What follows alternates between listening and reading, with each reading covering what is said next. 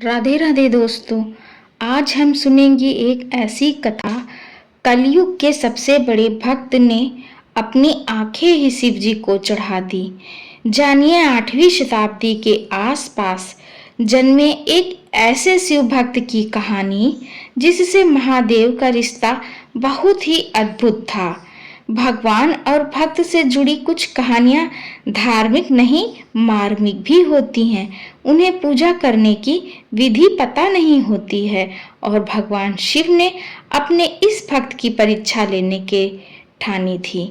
भगवान और भक्त से जुड़ी कुछ कहानियां धार्मिक ही नहीं मार्मिक भी होती हैं, क्योंकि उनमें भक्त केवल भगवान को जानता है, विधि विधान को नहीं, और भगवान भी केवल भक्त की मनसा को देखते हैं, उसकी धार्मिक क्रिया को नहीं।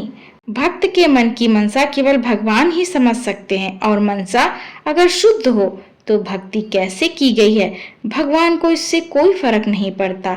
चलिए जानते हैं एक ऐसे ही भक्त की कहानी जिसका रिश्ता भगवान से धार्मिक नहीं बल्कि मार्मिक था।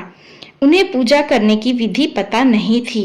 यह कहानी 3वीं से 8वीं शताब्दी के बीच आंध्र प्रदेश में पैदा हुए एक संत कनप्पा की है। कनप्पा पेशे से शिकारी थे, लेकिन शिव के बहुत बड़े भक्त थे। बाद में वे संत बन गए।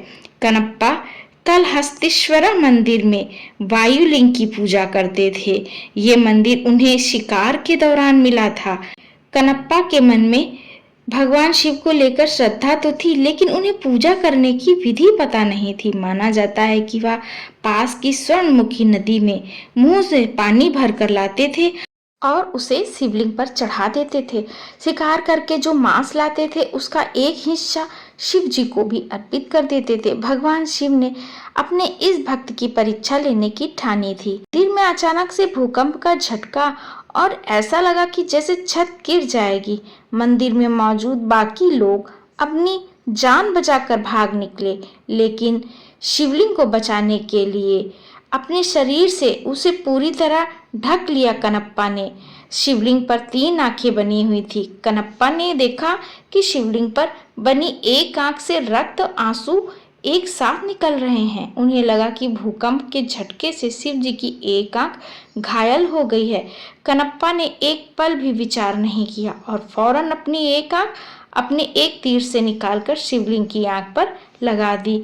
उस आंख से खून निकलना बंद हो गया, लेकिन थोड़ी देर बाद ही शिवलिंग की दूसरी आंख से रक्त और आंसू निकलने शुरू हो गए।